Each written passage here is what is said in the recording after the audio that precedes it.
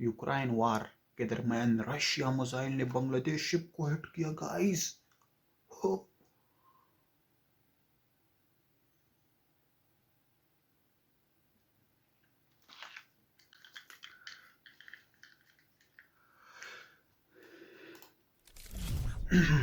World appear. ठीक पढ़ रहे हो आप लोग थंबनेल पर। वॉर चल रही है यूक्रेन और रशिया के बीच में, और बांग्लादेश की एक शिप को लग चुका है एक मिसाइल। यहाँ पर आप देखेंगे बिल्कुल एक बहुत ही अजीब इंसिडेंट है।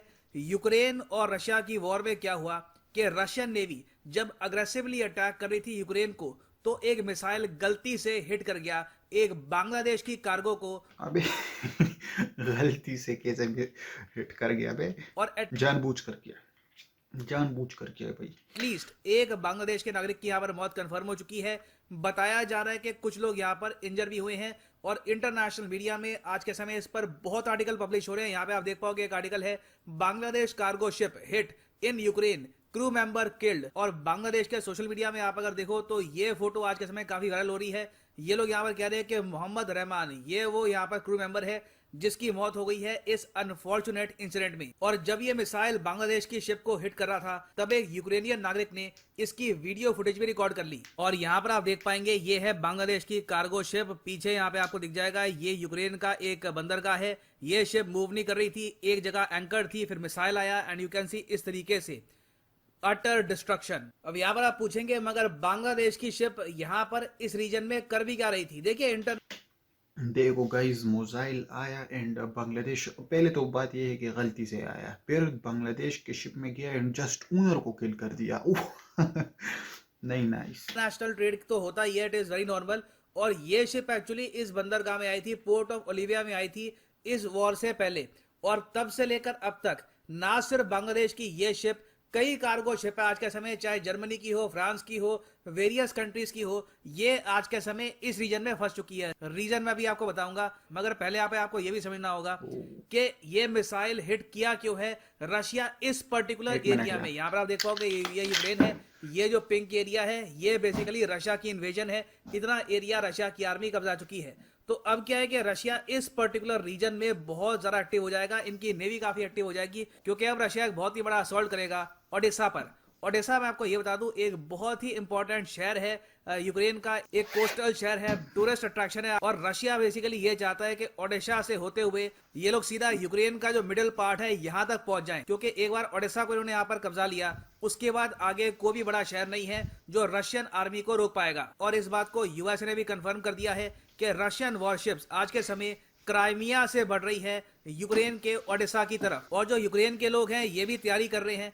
इन्होंने अब क्या कर दिया है कि जिस बीच पर रशियन सोल्जर्स लैंड करेंगे, क्योंकि पूरा बीच वाला एरिया यहाँ पे इन्होंने लैंड माइन बिछा दी है पूरे बीच में। तो रशियन सोल्जर्स कैसे आगे बढ़ेंगे देखना होगा, एक अपने आप में चुनौती होगी। हो सकता है कि रशिया के भी कई सोल्जर्स ओडेसा में मारे जाएं। और यहाँ पर आप देख पाएंगे रिसेंटली ये वीडियो भी रिलीज हुई है, यहाँ पर एक आदमी ओडेसा में खड़े होकर रिकॉर्ड कर रहा है कि किस तरीके से रशियन शिप्स ने कंप्लीटली घेर लिया है इस एरिया को।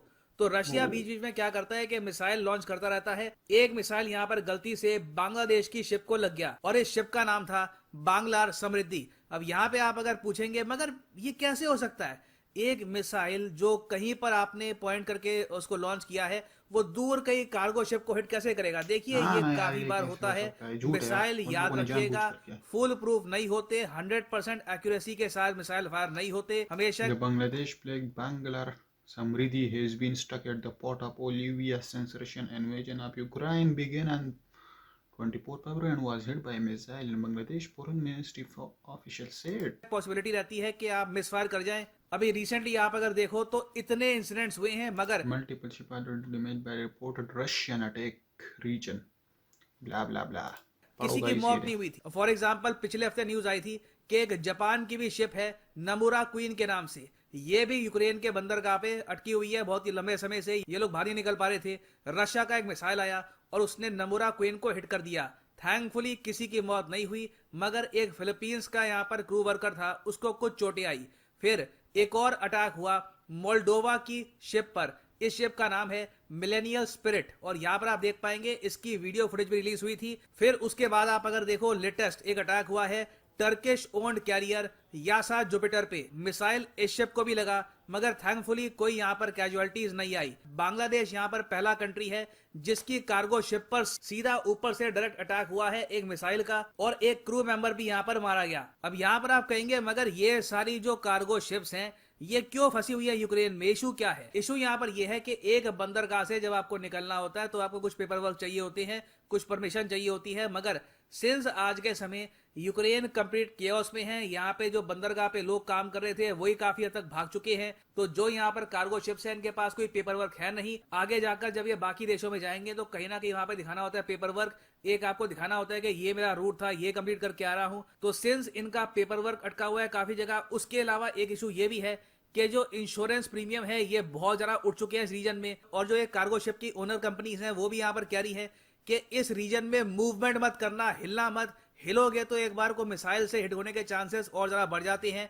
इन सब फैक्टर्स की वजह से ये कार्गो शिप्स अपनी जगह पे फंसी हुई हैं, और कई जो यहाँ पर सेलर्स हैं इन्होंने वीडियो मैसेज भेजे हैं जहां पे कहा है कि हमारे पास खाने को बहुत ज्यादा कम है, इलेक्ट्रिसिटी की कमी है यहाँ पर, प्लीज हमको यहाँ से इवैक्यूएट करवाइए। तो अभी तो देखिए बांग्लादेश का इंसिडेंट आया है, कोई बड़ी बात नहीं है कि इन द फ्यूचर और भी कार्गो शिप्स हिट हो मिसाइल से, क्योंकि वॉर बढ़ने ही वाली है। अब मैं देख रहा था ऑनलाइन यूक्रेन के कुछ नागरिक बांग्लादेश को मॉक कर रहे थे कि देखो तुमने यूनाइटेड नेशंस की जनरल असेंबली में वोटिंग नहीं करी थी रशिया के अगेंस्ट। अब देखिए बात तो ठीक है कि टोटल आप अगर देखें तो 35 कंट्रीज हैं जिन्होंने यहाँ पर रशिया के ना अगेंस्ट वोट किया है ना रशिया के पक्ष में वोट किया है। रिसेंटली जब यूएन की जनरल असेंबली में 193 कंट्रीज ने वोटिंग करी थी। टोटल आप अगर देखो तो 35 कंट्रीज इंक्लूडिंग इंडिया, इन सब देशों ने एब्सटेन कर दिया था, जिसमें आप देखेंगे बांग्लादेश भी शामिल था। बांग्लादेश, पाकिस्तान, चाइना, इंडिया सबने यहाँ पर कर दिया था एब्सटेन। और बांग्लादेश के पर्सपेक्टिव से आप अगर देखो तो इनके पास ये सब करने का रीजन भी है, इनके रशिया के साथ हिस्टोरिकली बहुत अच्छे रिलेशंस रहे हैं। आप अगर देखो मॉडर्न डे बांग्लादेश बना ही ना होता अगर यूएसएसआर की इसको हेल्प ना मिलती। उसके अलावा रिसेंट टाइम्स में आप अगर देखो तो बांग्लादेश ने डील भी करी है रशिया के साथ, जिसके अंडर ये लोग मिग 29 परचेज करेंगे। फिर आप अगर देखो एनर्जी सेक्टर में तो वहां पर बांग्लादेश और रशिया कोऑपरेशन कर रहे हैं। इंडिया और रशिया मिलकर बांग्लादेश में एक न्यूक्लियर पावर प्लांट भी बिल्ड कर रहे हैं आज के समय, जो होगा बांग्लादेश का पहला न्यूक्लियर पावर प्लांट। तो इस वजह से बांग्लादेश ने यूएन में अब्सटेन किया है, और मोस्ट प्रॉब्ली अभी भी बांग्लादेश बहुत ज्यादा निंदा नहीं करने वाला रशिया की। ये लोग मोस्ट प्रॉब्ली यही कहेंगे कि एक अनफॉर्चुनेट इंसिडेंट था, वी आर सॉरी कि ये हुआ है, और मोस्ट प्रॉब्ली रशिया की सरकार बांग्लादेश को कुछ कंपनसेशन प्रोवाइड कर देगी इस अटैक की वजह से। तो देखिए ये है रियल फेस ऑफ वॉर, और अभी तो जैसे जैसे ये वॉर फैलेगी ऐसे बहुत से सैड इंसिडेंट सामने आएंगे। नाउ फाइनली यहाँ पे मैं आपसे एक क्वेश्चन भी पूछूंगा। क्वेश्चन यहाँ पर ये है कि इंडिया और रशिया आज के समय एक न्यूक्लियर पावर प्लांट बिल्ड कर रहे हैं बांग्लादेश में। आपको यहाँ पर बताना है कि इस न्यूक्लियर पावर प्लांट का नाम क्या है। ऑप्शन ए है Bangla nuclear power plant, option B है Russia Bangladesh friendship nuclear plant, option C है रोहपुर न्यूक्लियर पावर प्लांट, या option D Dhaka nuclear power plant. और फाइनली यहाँ पर मैं ये भी ऐड कर दूं कि लाइफ में अगर आप एक बार प्रॉपरली चाहते हो कि यूपीएससी एग्जाम के लिए प्रिपेयर करना है तो कमेंट सेक्शन में जाओ, यहाँ पे आपको मिलेगा ये लिंक। इस लिंक में आप परचेज कर पाएंगे अनअकैडमी का यूपीएससी कॉम्बो। नहीं करना है भाई अबे यार।